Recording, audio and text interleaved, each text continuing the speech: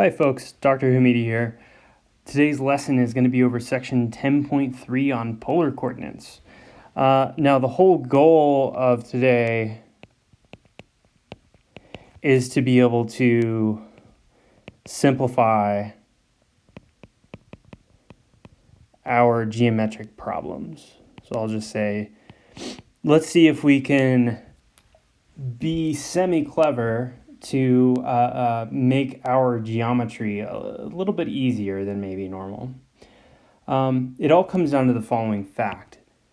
Your entire life, we've been dealing with a coordinate system called Cartesian coordinates. The reason why Cartesian coordinates is nice is because you can describe a point x, y in the plane by just saying, well, how far over to the right from some point 0, 0 do we need to go? And then how far up do we need to go from that to describe this particular point in the plane? Now the point is, though, is that we could get to that same point P instead of going right and up by using some other geometric methods. And so the way we're going to do this is we can just find this same point in the plane by instead rotating some angle starting at an angle of 0 radians, and then going out some distance of r from the origin. Now you can see you can either go right and then up, or I could literally just go out and then rotate to get to the same point. Now this new coordinate system, which tells us go out some distance from the origin and rotate an angle of theta to get to that point P, this is going to be what we call polar coordinates. Now, immediately, just by looking at this picture, you can see that there's a nice relationship between x, r, and theta, and y. In particular, if you look at this right triangle, well, we could describe what cosine of theta is on that right triangle by saying, well, it is adjacent x over that hypotenuse of the triangle, which is r. Well, that's kind of nice because that gives us a formula for x. In this case, if we solve for x, we would get r cosine theta. Likewise, if we look at the triangle again, if we wanted to talk about sine of that angle theta, then that would be the opposite side, which has a height of, well, how many vertical units? Well, y vertical units over the hypotenuse, which is r. And if we solve for y in the same way we did for x, multiply both sides by r, we get that y is equal to r sine of theta. Now this is nice because now we have a relationship that says, well, if you know r and theta, you could tell me exactly what the x coordinate and exactly what the y coordinate are for the points in the plane that we're discussing. Okay, and so these are going to be our formulas for taking polar coordinates, r and theta, and getting Cartesian coordinates or rectangular coordinates, x and y. So these are our formulas to go from polar to Cartesian. All right. Well, there's another relationship we can write down here. And that relationship is, well, using these two facts, x equals r cosine theta and y equals r sine theta, we can actually just write down r in terms of x and y. Here's the fun little way to do this. Well, if you notice, if you square x and you add it to the square of y, what is that? Well, x is r cosine theta, so this is r cosine theta squared. And we add that to y squared, which is r sine theta squared. Now, if you simplify the algebra, squaring the first piece gives us r squared cosine squared.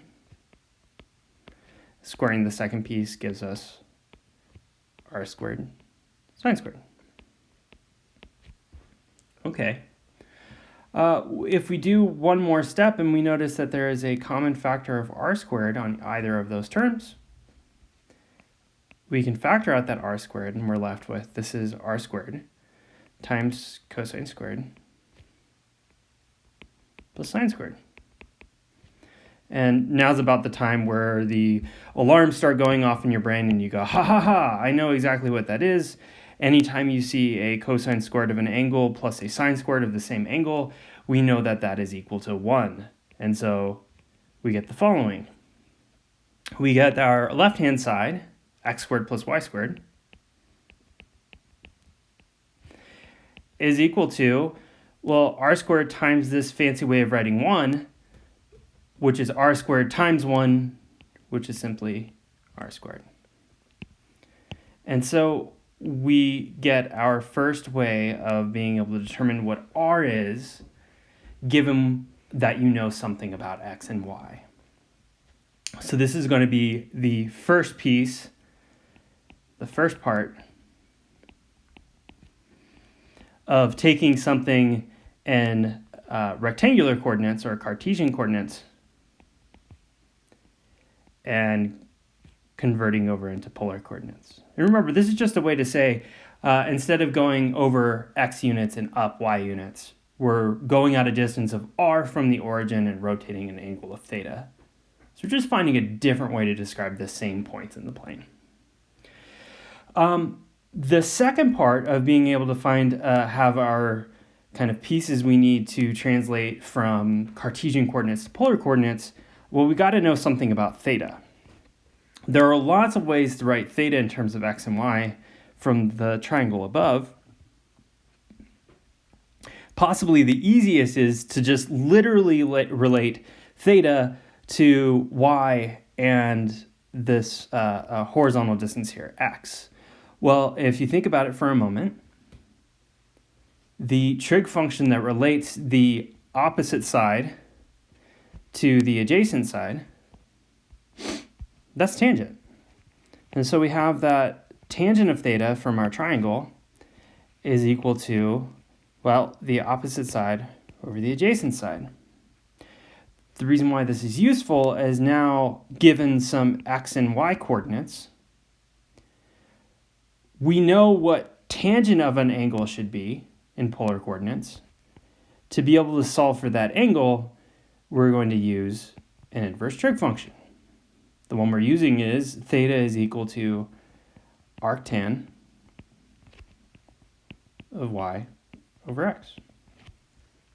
The one thing to keep in mind here is that when you use an arctangent function, its range is only between, so right here, range is between negative pi over 2 and pi over 2. So if the point in the plane that has xy coordinates perhaps in the, let's say, second quadrant, you're going to have to go ahead and do some kind of adjustment of what you get from arctangent. It only gives you angles in the first and fourth quadrants, and so to be able to get something else, you should know you might have to add or subtract a constant. Okay, and this goes back to you might have to review some trig.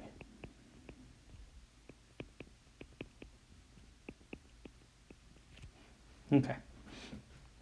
So the thing to point out here is now we have our second ingredient for being able to convert from Cartesian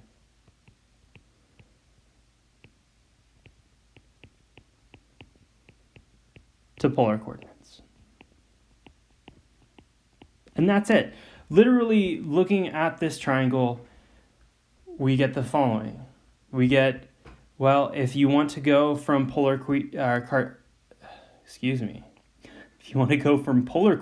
r and theta to Cartesian coordinates x and y, well, you could just literally use these two equations, x equals r cosine theta and y equals r sine theta.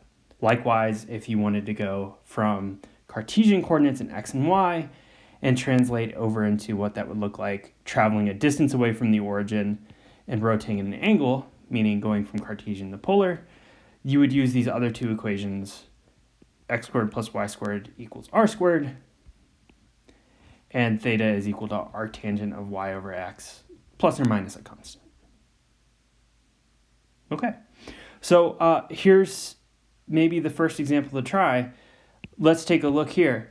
Let's do one together at least, first off.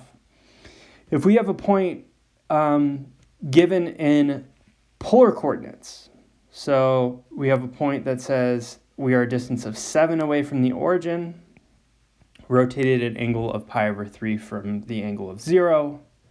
So this kind of looks like if you had started at the origin, go at a distance of 7, and rotate an angle of pi over 3. Hey, that's our point P. Okay. Now, what we're after to get our Cartesian coordinates is to say how far over to the right do I need to go and how far up do I need to go to get to that same point. We've already done the work. You can, every single time you can draw this triangle, or you can remember our formulas. So in this case, we have that x is equal to r cosine theta, and y is equal to r sine theta. In the first case, we have that r is equal to 7, and we're looking at 7 times cosine of pi over 3. This is equal to 7 times, well, cosine of pi over 3 is 1/2, so we get 7/2. And for the second piece, we get 7 times sine of pi over 3, which is equal to 7 times, well, sine of pi over 3 is root 3 over 2. So this is 7 root 3 over 2. And so our actual coordinates in Cartesian coordinates for the point P are go over x units to the right. Those x units are 7/2.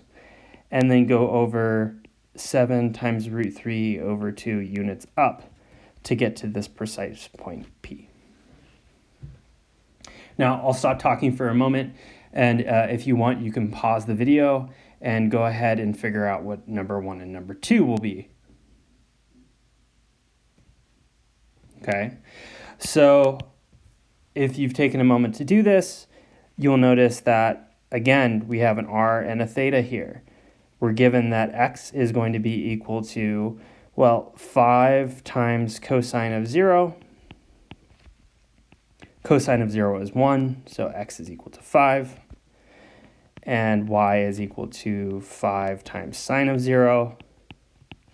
Sine of 0 is 0, so 5 times 0 is exactly 0. So the coordinates for Q are, well, 5, 0. And that makes perfectly good sense because if you draw a picture, if you start at the origin, you go at a distance of 5 from the origin, but then you don't rotate at all, well, then you're on the x-axis, a distance of 5 away from the origin. That's the point 5, 0. Okay. Now what about this last one? Well, we have x is equal to 5 cosine of pi. Cosine of pi is minus 1, so this is minus 5. And y is equal to 5 sine of pi. Well, sine of pi is 0, so that's 0. So in Cartesian coordinates, the polar coordinates 5 pi turn into the Cartesian coordinates -5, 0. And if you go ahead and draw a picture like we did in the last two cases, you'll see that that makes perfect sense. Okay, for this next part, we need to do a little bit more work. So, given that we have some Cartesian coordinates, so in this first case we have x and we have y, what we're trying to do is we're trying to write them in their polar coordinates. We're trying to look at the plane, in this case here, and we're trying to say, well, if you go over 3 units from the to the right of the origin, and then you go up 4 units, this point here, how far do we have to go out from the origin And how much do we have to rotate from 0 to get to that point?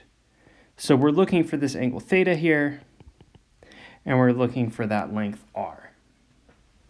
So given that you know what x and y are, we have a relationship between x, y, and r. That relationship is given by, well, that triangle there. And the formula is x squared plus y squared equals r squared. In this case, since x is 3, we get 3 squared plus y, which is 4 squared. Y is 4, we're going to square it. So x squared plus y squared is equal to r squared. If you do one more step, you'll find out that this 3 squared is 9, 4 squared is 16, 9 plus 16 is 25, so we have 25 is equal to r squared. And I will tell you right now, the only thing to do is just go ahead and solve for r. If you take the square root of both sides, you get that this is plus or minus 5. Since we are talking about distances from the origin, it is the most natural thing to just say, take the positive radius. Okay. The reason being is, we're talking about a distance from the origin. Positive 5 makes perfect sense. Now, we're at some point going to have to discuss what negative distance from the origin looks like, but stick around, we'll get there. So if we take r to be 5, so we go at a distance of 5 from the origin here, now we need to figure out what this angle theta is.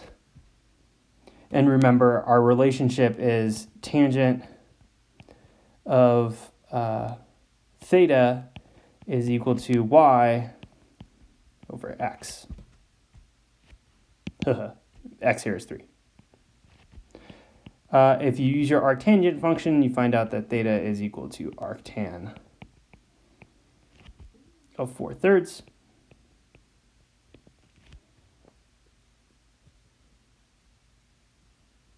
Okay, and we got it. That's it. So to be able to go ahead and put this together in our polar coordinates, we just list u as its r coordinate, which we're taking to be 5, and theta, which we're taking to be arctan 4/3. Now, one technical thing to point out here, the reason why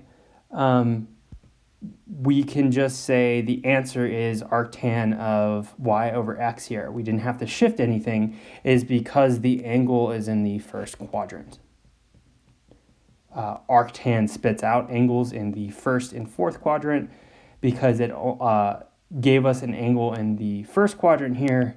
We know we found it. Okay, so we're done. How about this next one? Go ahead and pause the video for a moment if you want to give it a try, and see if you can find the polar coordinates for the point 0, -5. So that's on the y-axis, -5 units down. See if you can find the polar coordinates at that point.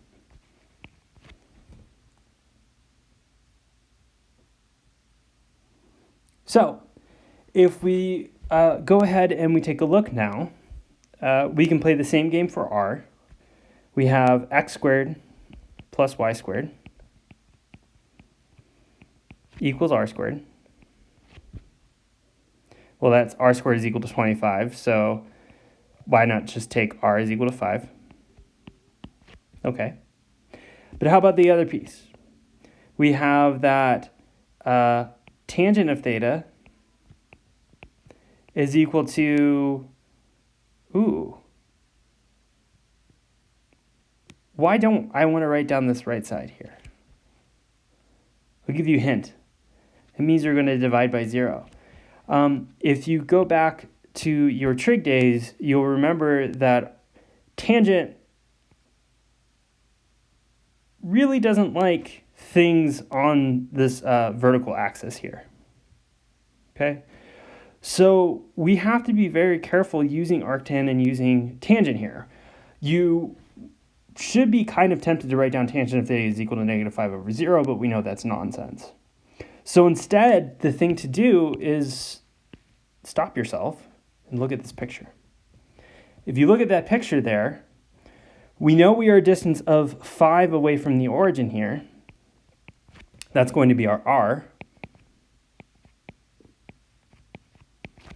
But what angle do we need to rotate from an angle of 0, something on the x-axis, all the way around to something on the negative y-axis? And if you took a second, you'll find out that, well, that's 3 pi over 2 radians. So the moral here is that your equations that take you from Cartesian coordinates to polar coordinates, those are equations that give you relationships, but because you're dealing with trig functions and you can have things like vertical lines happening, you have to be very careful when you're dealing with the angle theta. Tangent is undefined at theta is equal to 3 pi over 2. So using that equation there is going to be very hard, okay? But you can always draw pictures. All right. So we've found some Cartesian coordinates. We found some polar coordinates. The last thing to point out here is that in this example, number 2, v is equal to 3 pi over 2, was that the only option for polar coordinates for that point on the negative y-axis? And if you think about it for a moment, you're talking about rotations. And the point is that anytime you want, you could describe an angle by another angle by just rotating one more time around the circle. So in fact, you could rewrite this as v is equal to 5 times, well, go 2 pi past 3 pi over 2. All that does is we got a distance of 5 from the origin, rotate down to 3 pi over 2, and then we rotate all the way around again. It doesn't change anything. That's still the same point. Likewise, who's to say we couldn't just rotate a negative angle? In this case, if you went out a distance of 5 from the origin and then you rotated down clockwise instead of counterclockwise, that would only take you negative pi over 2 radians to get to that same point. The moral is there's infinitely many ways to write these polar coordinates. Many angles give the same point.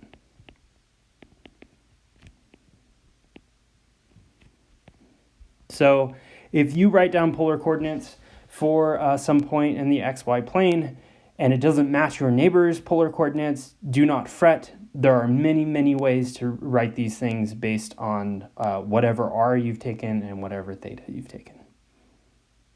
Okay. So the thing to do now is, now that we understand our coordinate system, we're rotating an angle of theta and going out some distance from the origin. Let's talk about what it means to actually graph equations. First off, before we actually just jump into it, let's try to describe in words what the graph of y equals 1 looks like. Okay. Well, y equals 1 is the set of all points. So let's write it this way. Y equals 1 is, one way to write it is the set of all points xy with y coordinate equal to 1. Okay, so here's what I mean. Go out some x distance. Let's say x equals 2. Well, a point on the graph of y equals 1 is the point 2, 1. Likewise, the point 3, 1 is on that graph. or 0, 1, or -5, 1. And if you graph all points, doesn't matter what the x-coordinate is, as long as the y-coordinate is 1, the only way to do that is to lay on this line, y equals 1. So in Cartesian coordinates, being able to describe something y equals a constant is easy. It gives you a graph of a horizontal line. Likewise, if you did x equals 1, you get a vertical line. So lines in Cartesian coordinates are easy. What does it mean to graph r equals 1 in polar coordinates? Well, likewise, if you use the same approach we did up here, r equals 1 can be thought of as the set of all points r and theta in polar coordinates, with the distance away from the origin being equal to 1. Okay, well, take a look here. I'll do this in red. If we go at a distance, so here's the origin. If we go at a distance of 1 from the origin, there's a point. There's a point 1, angle of 0. We could also go at a distance of 1 from the origin and rotate 90 degrees. That'll give us a point 1 pi over 2. And there are many points that you can do that you can show have a polar coordinate where the y or the r is equal to 1 and the theta is whatever angle you want. For instance, what if we just did like, I don't know, what would that be? Negative 5 pi over 4 for the angle. So go at a distance of 1 from the origin, rotating angle of -5 pi over 4. That's pi, and then you go an extra quarter. There's another point. If you do this over and over again, you'll find out that all points that satisfy this equation r equals 1 are, well, everything that lies on the circle of radius 1.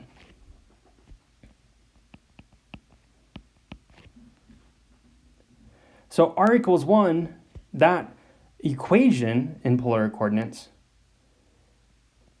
that graphs a circle of radius 1, obviously centered at the origin. And the moral to take away from this is that in Cartesian coordinates, it's very convenient to draw straight lines. In polar coordinates, the way we've constructed the coordinate system, it's going to be very easy for us to graph circles. And hopefully at this point you see why using polar coordinates is going to be very nice for handling some of the geometric issues that may have been more difficult in the past. Writing down the equation for a circle in Cartesian coordinates, is awful. In this case, writing down the equation of a circle is very easy.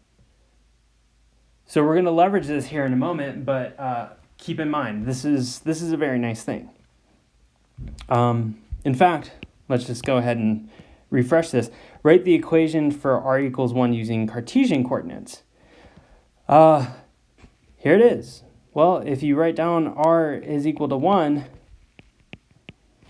well, we know what r is equal to. Better yet, we know what r squared is equal to. And r squared is precisely equal to x squared plus y squared is equal to 1. This was our idea of eliminating the parameter theta.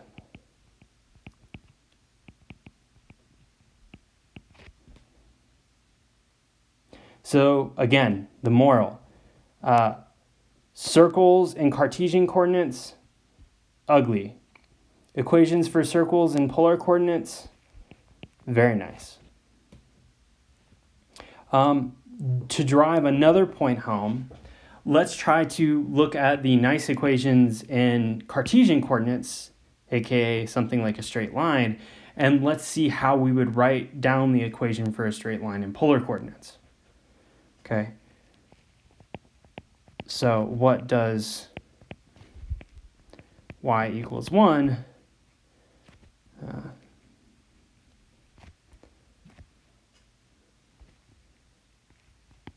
What does a horizontal line look like?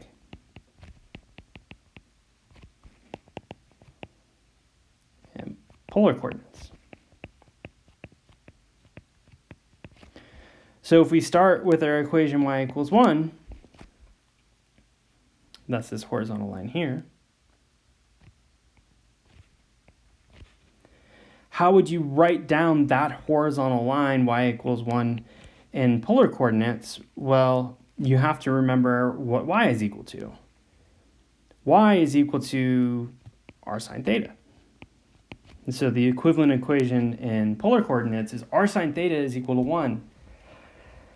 That is, r is equal to 1 over sine of theta, or r is equal to cosecant of theta. And hopefully you can notice at this point that going and trying to draw the equation or write down the equation for a horizontal line in polar coordinates is much harder than it is in Cartesian coordinates. In polar coordinates, it involves one of these reciprocal trig functions, like cosecant, whereas in Cartesian coordinates, y is equal to a constant number gives you everything you need. The real thing to take away again, polar coordinates love circles, Cartesian coordinates loves lines. Okay. So with all that in mind, here's one more thing for you guys to graph. Take a moment. One thing to remind yourself is that you can always plot points. If you're given some kind of polar equation, this says, given an angle of theta, your r coordinate in polar coordinates is going to be the same as the theta coordinate. You can always graph one of these polar equations by first plotting points. Never, ever forget it. Okay, so go ahead, write down some thetas, write down what r is, and use your polar coordinates, r and theta, to go ahead and plot those points. Okay, if you've done that, let's pick some angles theta. Maybe theta equals 0, theta equals pi over 4, maybe pi over 2, and then maybe pi. Okay. Well, if your angle is theta, you're here on the x-axis. If theta is equal to 0, then this equation says your r, your distance from the origin, is also going to be 0. So the polar coordinates for the point 0, 0, that's just the thing at the origin. Okay.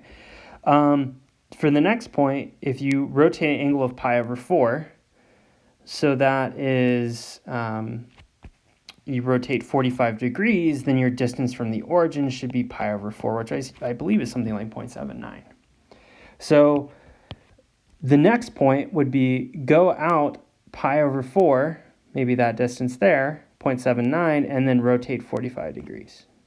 So that's your next point you're going to plot. Here's the point, pi over 4 in polar coordinates. Okay, next. Rotate an angle of pi over 2, 90 degrees, and go at a distance of pi over 2 from the origin. So go at a distance of pi over 2 from the origin, rotate 90, and then rotate 45, and then rotate up to 90. Here's your next point. So there's pi over 2, pi over 2. Let's do one more.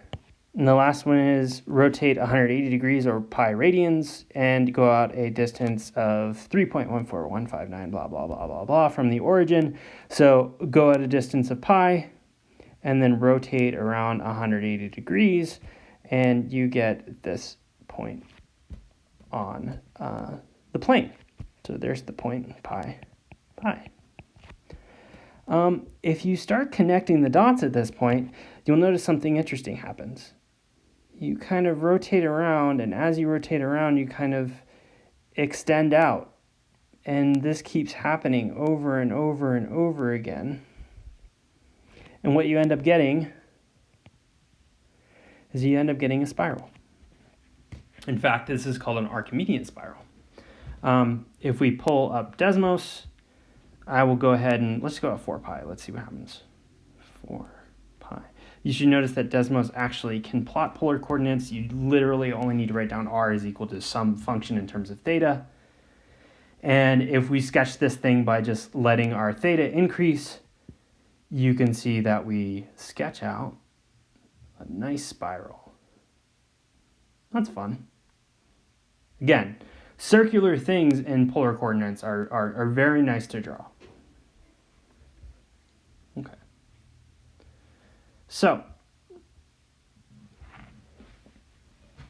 the last point to make here is an important one, and notice that we've been taking r to be positive here. The thing to note is that you will usually take r positive when you are dealing or describing with points. However, writing down something with a polar coordinate that involves a negative r actually makes good sense. And what you do is if you have a negative r value, for instance, if we wanted to plot the point -3 pi over 2, well, the first thing you should do is you should plot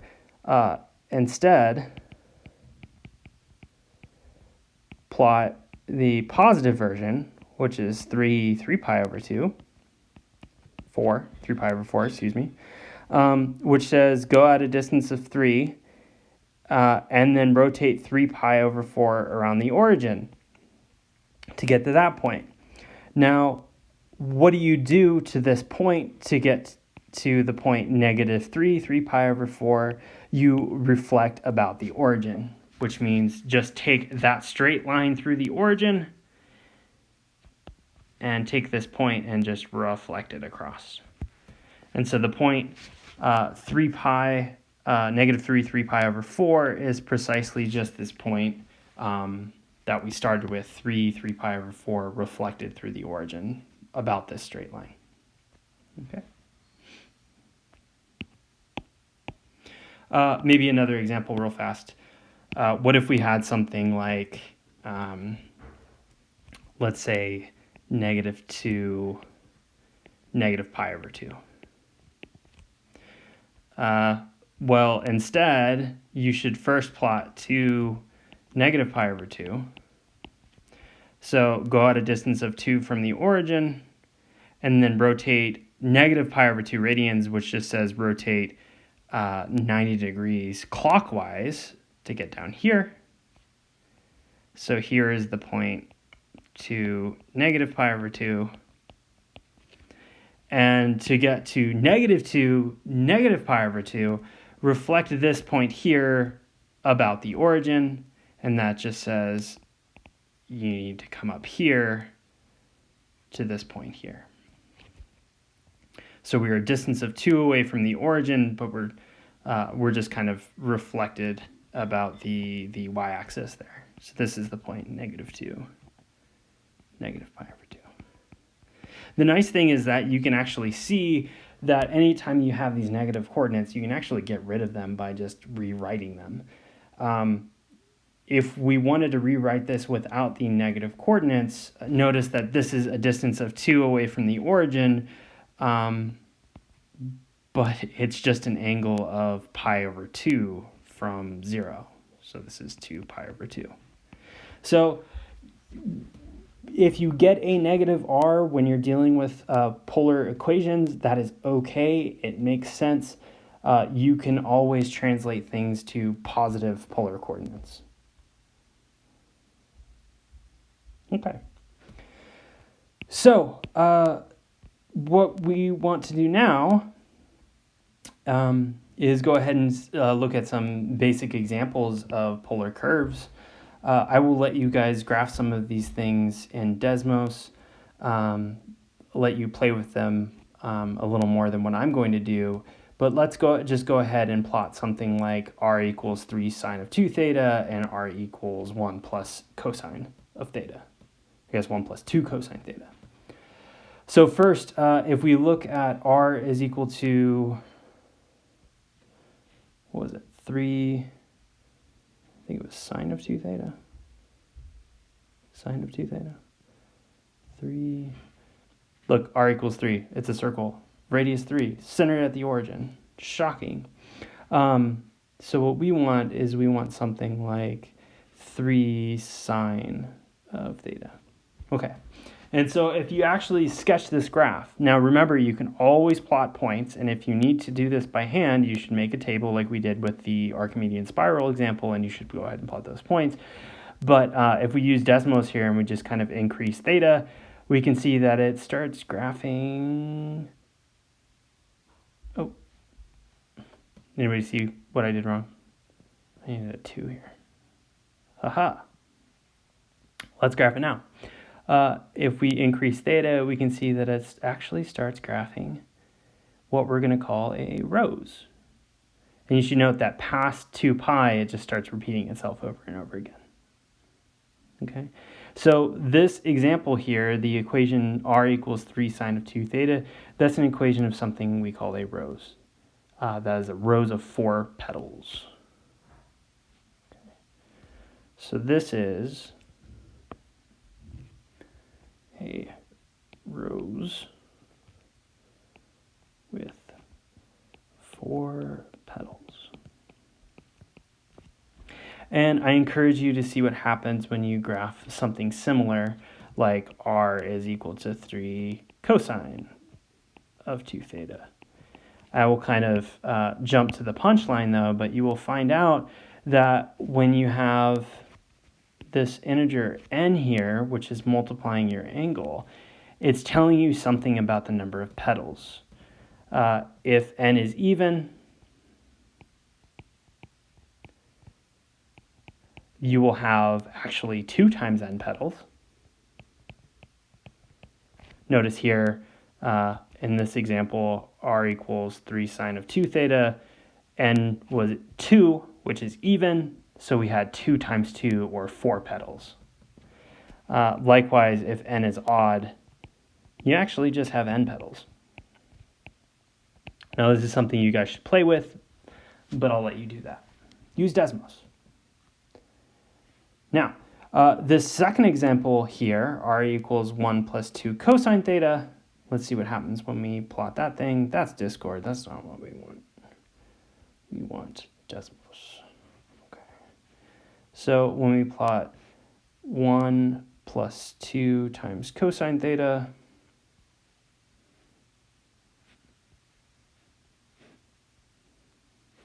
now let's increase theta to see what we draw.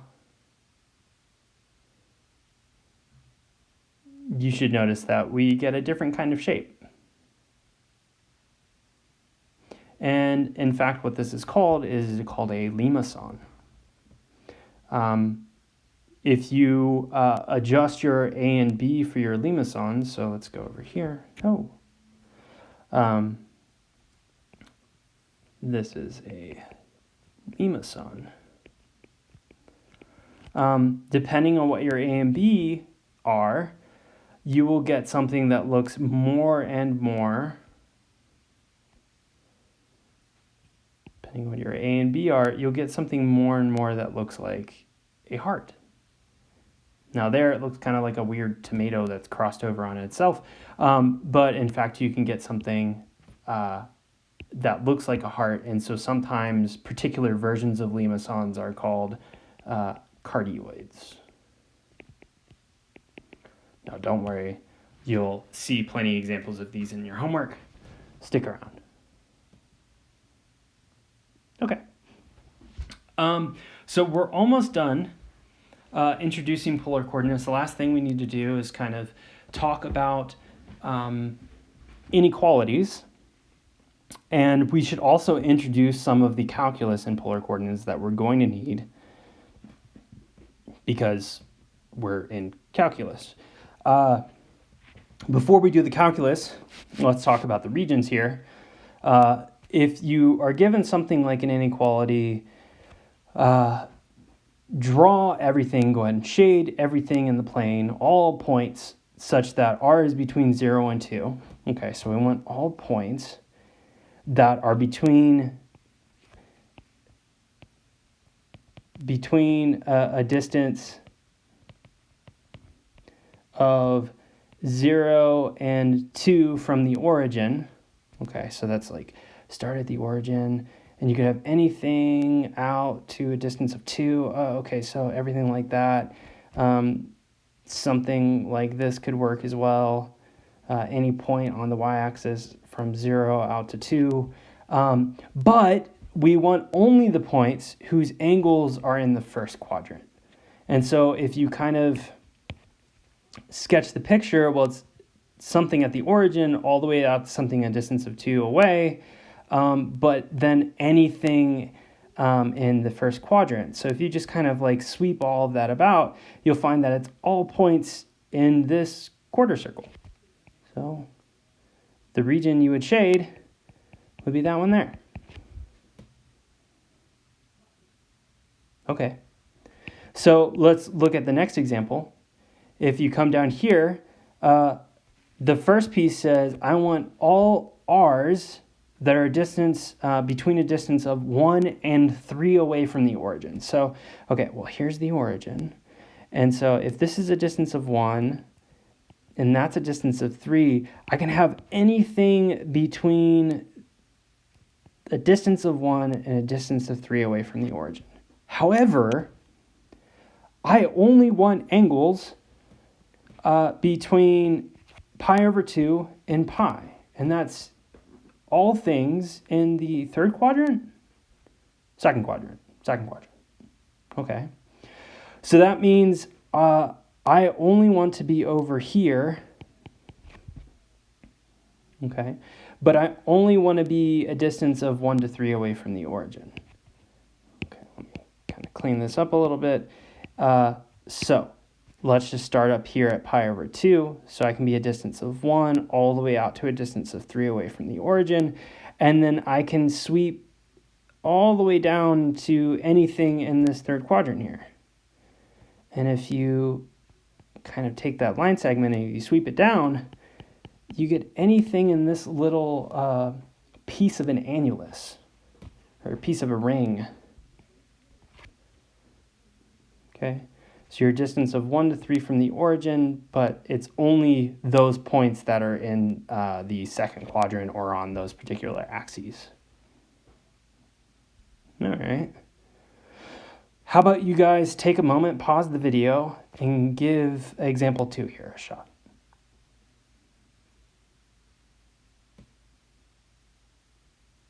Okay. If you've gone ahead, you're a little ahead of me at this moment. This first piece here of this inequality says we want to look for all points that are a distance from the origin to 9 units away. Okay.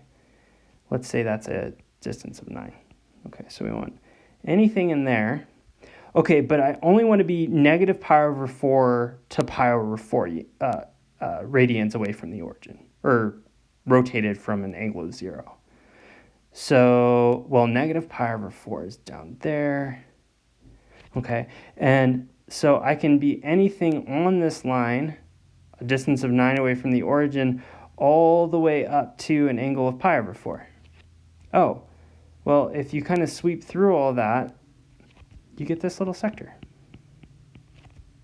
Here's your angle of pi over 4 at the top. That's the furthest you can rotate from 0 in the positive direction, and negative pi over 4 is those two angles there, are the farthest away from 0 you can rotate.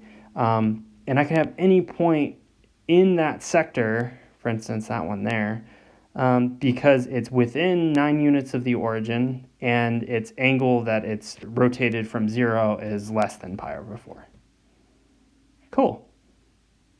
Okay, so that's just kind of a nice way to talk about what inequalities would actually give you in this coordinate system. Now, to set up, so let me just say right now, that will, most of what we've done here, that'll set you up for what you need to do for a homework in 10.1. To prepare for 10.2, I'm going to go ahead and we're going to talk a little bit about the calculus. And that way, when you guys sit down and you look at the 10.2 lesson, you have all the tools in the toolbox you need. You just need to translate everything that we've done so far with area, volume, arc length, into this new coordinate system. To set up for that, let's go ahead and talk about the calculus we're going to need. Now, remember, our polar coordinate equations that kind of made everything tick were x equals r cosine theta and y equals r sine theta. If you squint your eyes a moment at that and you just kind of make that look like a t and you make that theta look like a t, you notice that theta is really just a parameter here. And in that case, you should notice this looks a lot like a parametric equation. In fact, it is.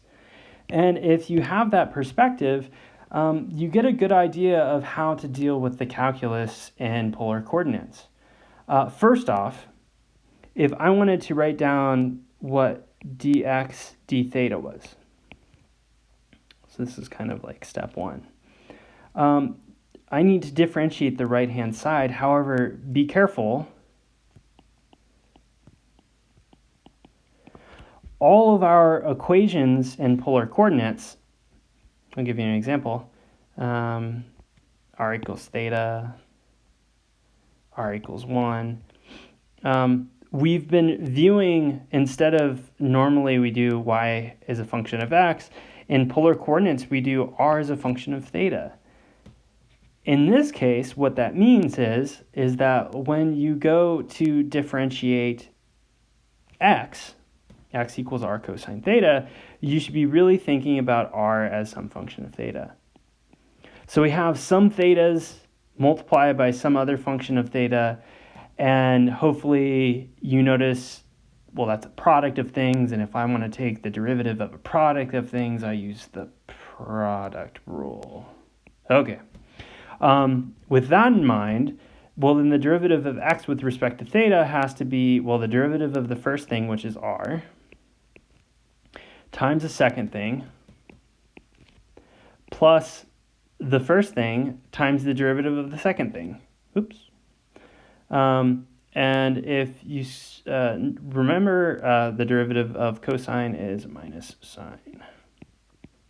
So there's your derivative of x with respect to the parameter theta, given that r might be some function of theta.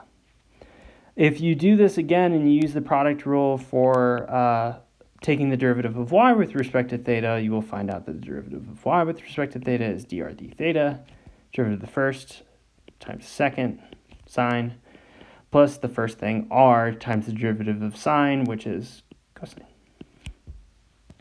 The reason why this is useful is because now, remember, if we visualize our x and y functions as parametric equations, then we have, we can talk about what slope is in polar coordinates. So slope in polar coordinates, that's, well, dy dx.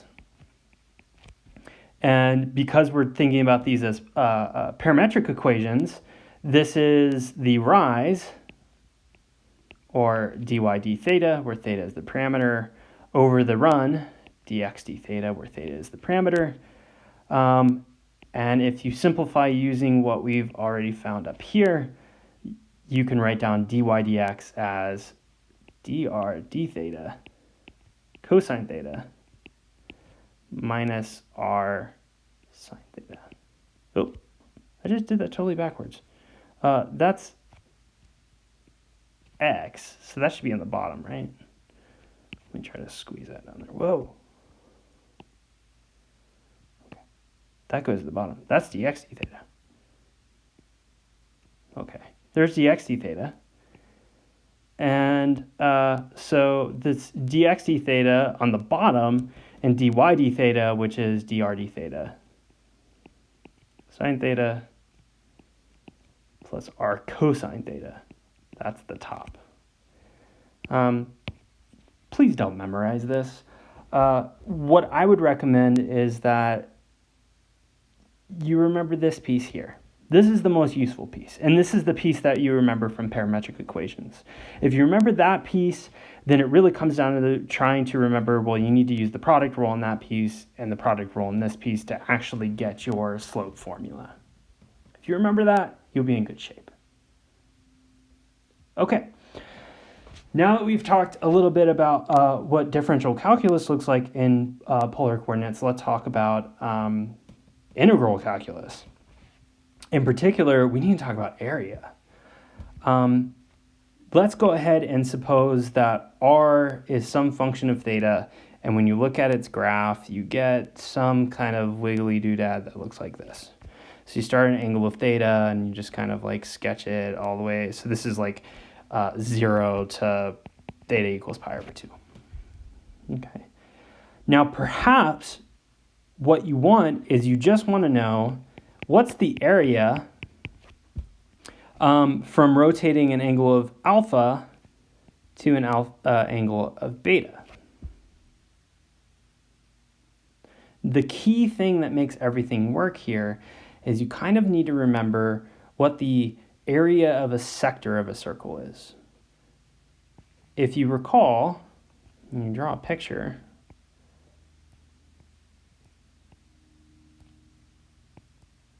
if this is your angle theta here, then and you're a distance, you're on a circle of radius r, then the area of a sector of a circle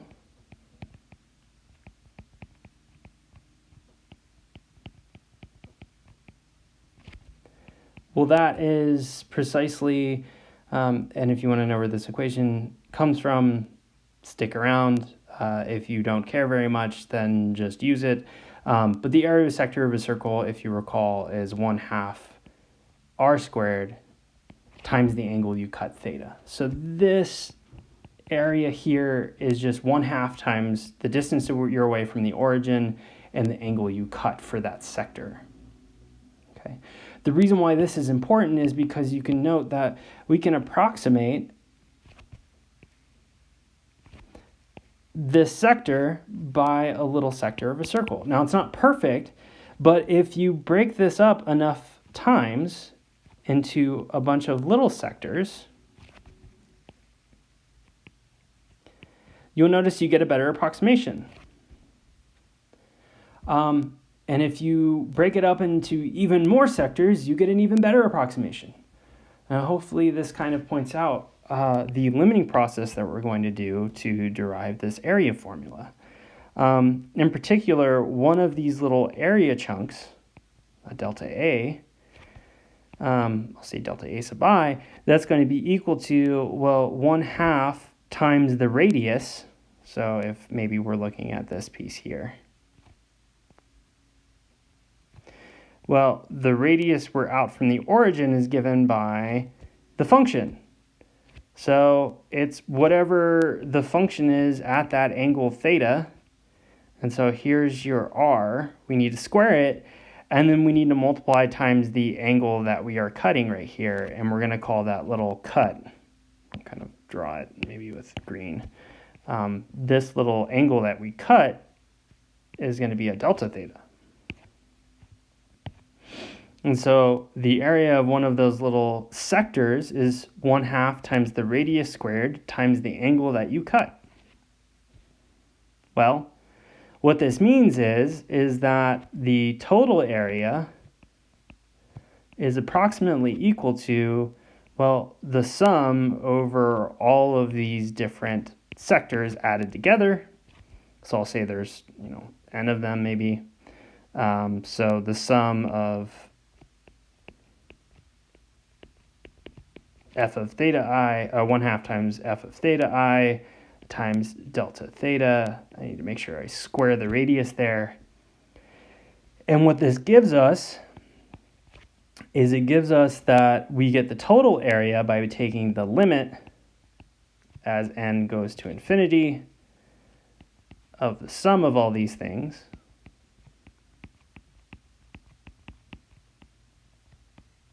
make sure you square your area, your radius.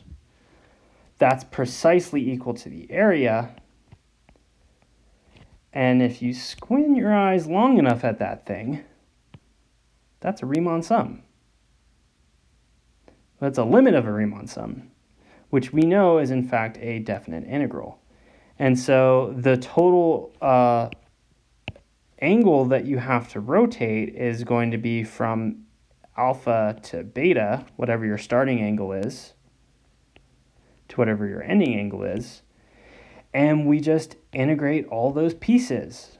So we have, this is the integral from alpha to beta of 1/2 your radius squared times delta theta, but when you take the limit, our little delta, our little delta turns into a d theta. And we got it. Okay. One other way that I'm going to recommend that you guys write this is that always and forever remember, well, you're just taking the area of a sector, so 1/2 r squared d theta. That gives you the area of one tiny little sector of the piece that you actually want, and then you integrate that from your limits alpha to beta. Okay, so here's two ways to write down your formula. One deals with a function in terms of theta, and one is precisely when you have maybe an equation involving r. Okay, so the last thing we need to do is I just need to remind you, or I guess we need to link it back to polar coordinates to arc length. In this case, what we want to do is, again, remember what we did back up with here with slope. We want to relate our polar coordinates equations back to the fact that they really are parametric equations. With that in mind, then if I actually wanted to know, let's say I wanted to know the length of that arc given by the function f of theta there, if I wanted to know that arc length, you can use the arc length formula that you guys know and love. Arc length is equal to, well, it's the integral from the angle you start with to the angle you finish with, or the parameter you start with to the parameter you finish with, of, guys, 1 ds, always and forever. Now, in parametric equations, that ds ends up looking like the square root of the derivative of x squared plus the derivative of y squared. That's great, but if you do the work, you will find out that this thing simplifies using dx d theta here and dy d theta here, plugging that all in and simplifying, you'll actually find out you get an even nicer equation. And so the actual arc length formula you want to use is the integral from alpha to beta of the square root of r squared plus dr d theta squared. And again, we're integrating with respect to theta. That's it. That's it. And so this step here is algebra. And it's worth to take a look and see what that looks like. But in the meantime, I want to let you guys sit with this for a little while. And I think in the next lesson, we'll get a chance to use all of these formulas and actually flex our calculus muscles. This section is really just let's get used to what polar coordinates feel like. So if you are interested in seeing what this algebra looks like, stick around. If you're interested in remembering how you get the area of a sector of a circle, stick around. Otherwise, that'll be it for introducing new topics. You guys are all set to go for the 10.1 homework, And for those of you that are going to call it here, I bid you adieu. For the rest of you, let's take a look. Here's the person behind the curtain. I felt like that was a more appropriate way to put that for the moment. To answer the question of what the area of a sector is, recall that if you have a circle of radius r, then the area of the full circle is just pi r squared. Now, if you make a sector given by cutting some angle theta there, so if we just wanted to know the area of that piece of pizza, well, the percentage of the full circle given by that sector is just the angle you cut divided by the full angle. So it's like the angle divided by 360 degrees, or 2 pi in radians. So this is some fraction of the full circle. That means that, well, if you just take the fraction of the full circle and you multiply that times the area of the circle, you get the area of the sector. So in this case, if you take the percentage of the full circle you want and you multiply that by the area of the full circle, you find out that, well, the pi's cancel and you're left with the theta stays put. You're left with 1/2 times r squared times the leftover theta. There it is. It's really just a fraction game. Now, if you want to see what that fancy ds came from, remember that we're using the parametric version of ds.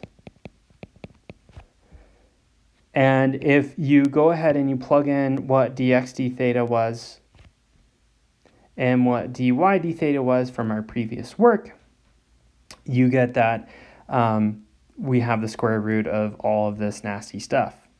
Now, the only thing to do at this point is just do the algebra, which means FOIL it all out. So this is, well, we have d, if you FOIL this out, we get this piece times this piece, so that's dr d theta squared, cosine squared. And then we have, oh my god, this is going to be so nasty, minus 2 r dr d theta cosine theta sine theta. It's this piece times this piece, and then this piece times this piece again. Oh my god. And then it's the last piece times itself, so plus r squared sine squared. All right, so that's what dx d theta squared looks like. Now, if you add that to the next piece FOILed out, you'll find out that you get something similarly nasty. It's dr d theta squared sine squared. And this time we get a plus 2r dr d theta cosine theta sine theta. And then the last piece times itself, plus r squared cosine squared. And there's, I guess, a d theta floating around out there. So that's just by FOILing things out. So by FOILing. Okay. Well, so this piece here is dy d theta, quantity squared. And if we just do the algebra now, it's just this piece plus this piece, you'll notice that there's something that cancels. Well, the nastiest piece cancels with the nastiest piece. And then if we put the common factor stuff together, or the things that have, common factors, something nice happens. So this is equal to the square root of, well, let's put the ones that have dr d theta squareds together. So if we factor out dr d theta squared from this first term here and this first term here, we get dr d theta squared times cosine squared plus sine squared. Oh, we can see what's going to happen now. And then this is plus, well, do the same piece with the r squared terms. We get that this is r squared times cosine squared sine squared. Oh, So why did this parametric thing simplify down to something maybe a little nicer? There's a Pythagorean identity that shows up. That's one. That's one. If you do the last step of algebra, you find out that your ds is equal to the square root of, well, I'll write it, r squared first, plus dr d theta squared. Integrate with respect to d theta. And that's it. That gives it to you. So I hope this has been helpful. And I hope you guys are looking forward to the next lesson. We're going to maybe use these fancy shiny new hammers we have and see what kind of calculus we can tackle. Until then,